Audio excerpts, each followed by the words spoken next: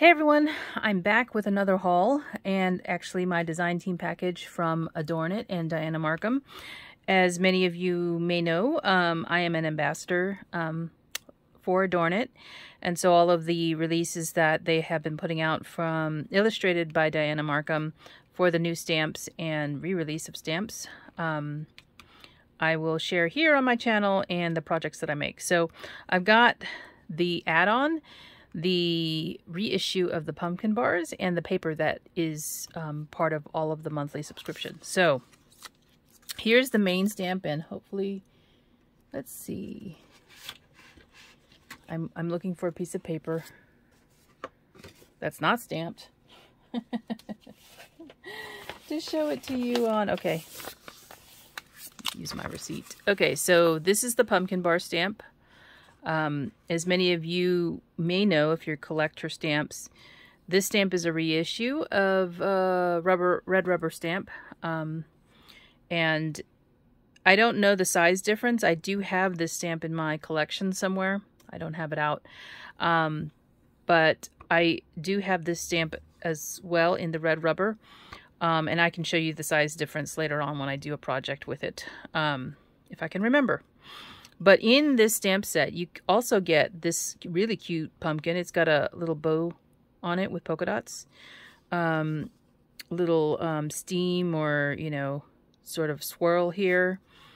This pumpkin seeds, which was a separate stamp that Dinah had previously as well. I believe I have this one too. Or, yeah. And then this one as well. This is bittersweet, I think, because I do have this one also in a red rubber. So a lot of nice images there. And then this is the add-on stamp. So if you purchase the add-on as part of your monthly club kit. So this is the kit for August, even though I'm showing this to you in September, because again, they were behind and they're starting to catch up, hopefully. I believe they said October is the month they'll be all caught up. And thanks for those people who are being patient to receive their stamps. We receive ours just as you guys do. So this one says Harvest, and it's got a little pumpkin down here under the A, and there's a leaf up here above the V and the E and the S. And there's a little bird sitting up on the T. I have not seen this, so I don't know if this is new art or this is old art that she had reissued. There are two pumpkins here, and maybe this is an older stamp. I don't know. I do have this leaf with the acorns, so I know this is a reissue. This is definitely a reissue because I have this pumpkin pie spice little, I love that. It's a little spice jar or spice container. And then this one I know is also a reissue because I have this one as well. I don't know if it's smaller than the original one. I don't know the sizing differences, but I do have them. And if I can remember to bring them out when I do my projects, I will show you the size difference from the red rubber to the new release stamps. So here's the paper. Paper is super cute.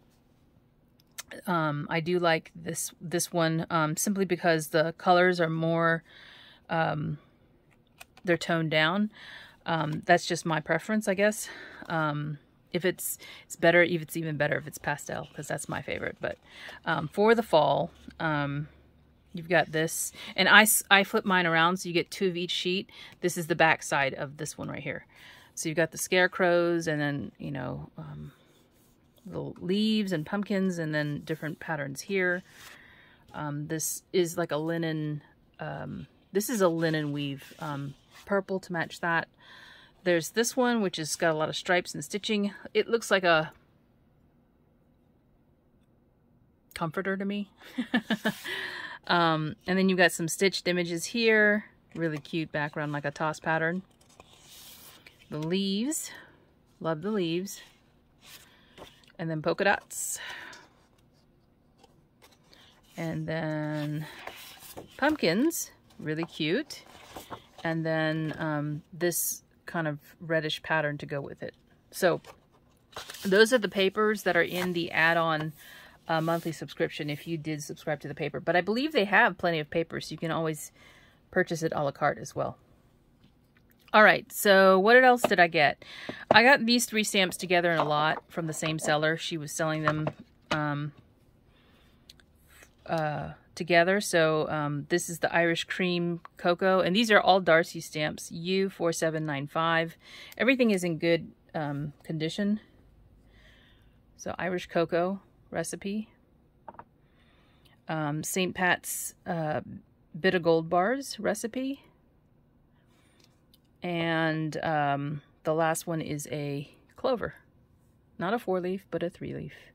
And I don't have these in my stash already, so these are new for me. But they're all Darcy's stamps, and I got them off of eBay.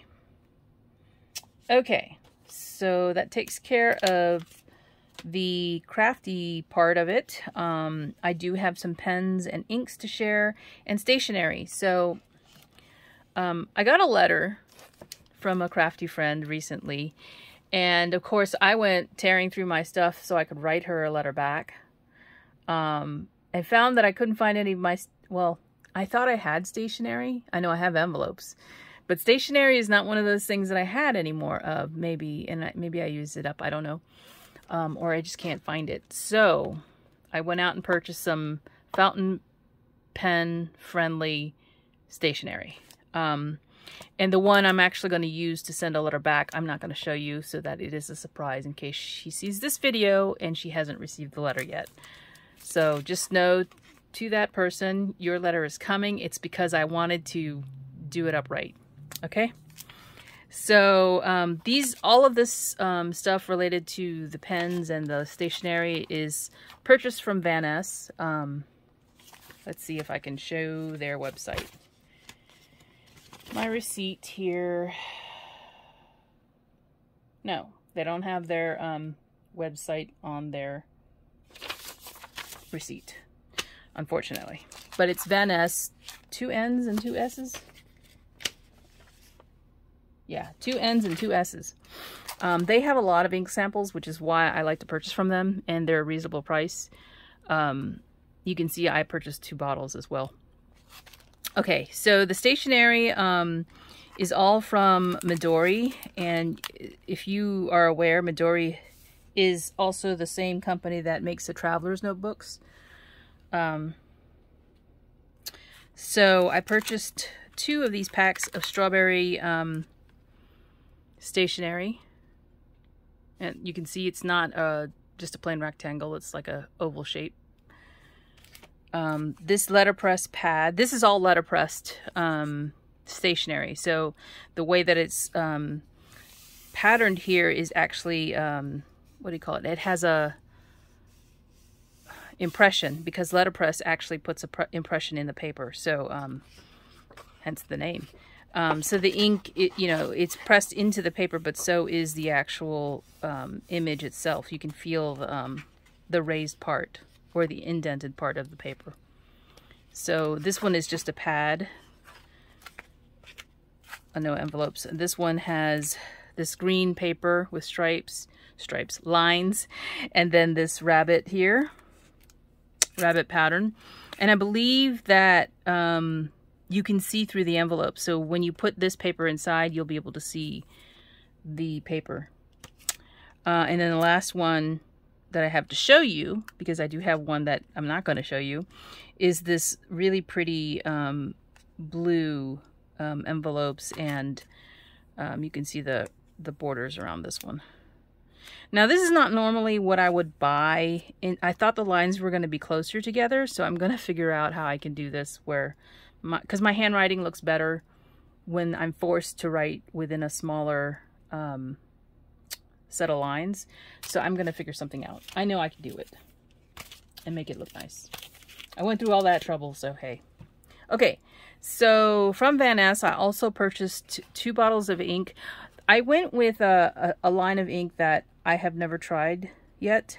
And they have this color called Kislap. It's actually Sodalite is the other. There's 2 names for their inks. And this is a company that is out of the Philippines. Okay, I'm Filipino, so, I had to appease my curiosity. I actually watched a video with the founder of the company. Very interesting company, how she started. She started out making notebooks. And which is interesting. And then she got into inks. She's not a trained chemist or any of that nature. She just knew she wanted to get into fountain pens and inks. And she was first making notebooks and people were buying them. So she decided to get into inks as well. So her company, and she was a teacher by trade.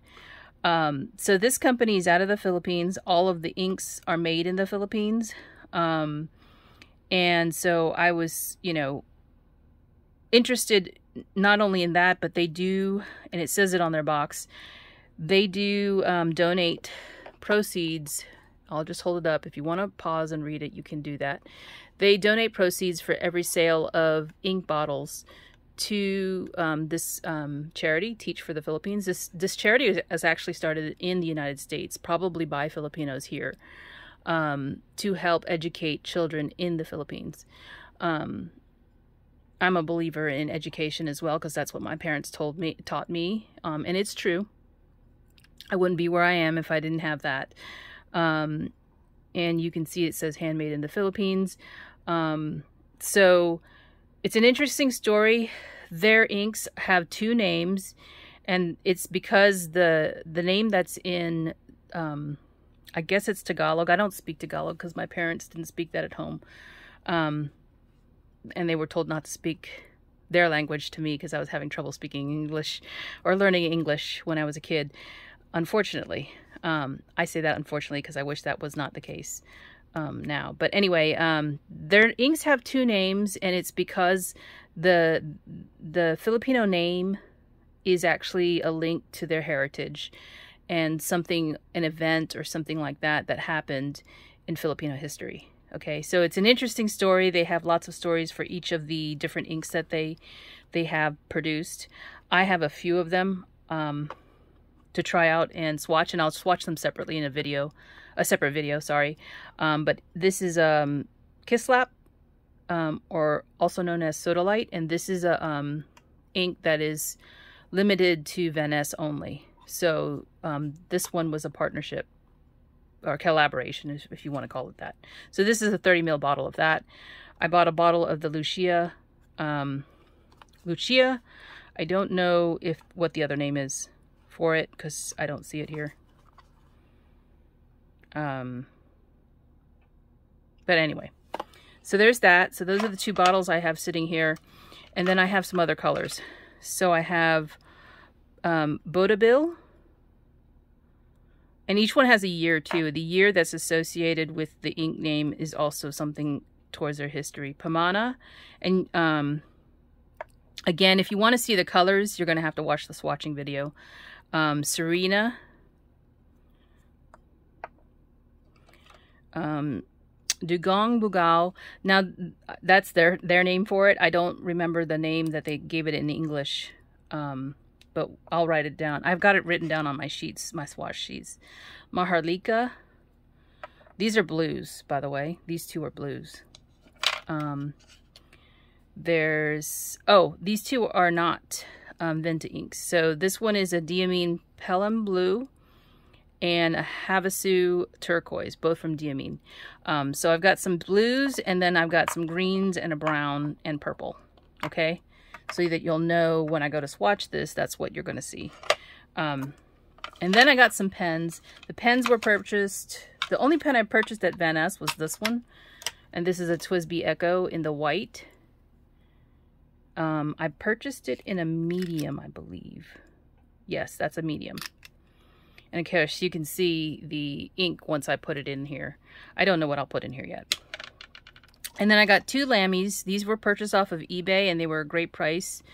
One is an extra fine, and the other one is a fine.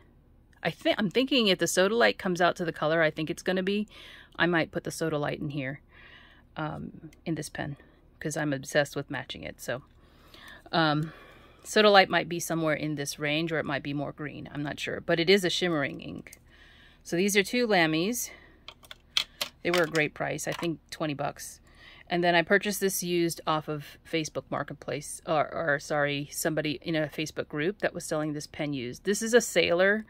It's a Sailor Pro Gear I think it's a slim and mini, maybe. This is smaller than my other pens, I think, my other Sailor pens.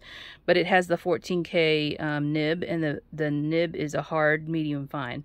I do not have a hard yet. I have a medium fine, but this one is definitely more stiff than the other one. And I wanted to try it out, and she had it at a great price. So, yeah, this is going to be interesting to try out. I don't have an ink in there yet. She did send it with a converter. There's a converter in this one. These other two had cartridges in them, which I probably will not use, except to refill them with my own ink. So that's my haul for today. If you are interested in watching the swatching, stay tuned, because that will be in the next rotation of videos probably. Thanks for watching, guys, and I'll talk to you soon. Bye for now.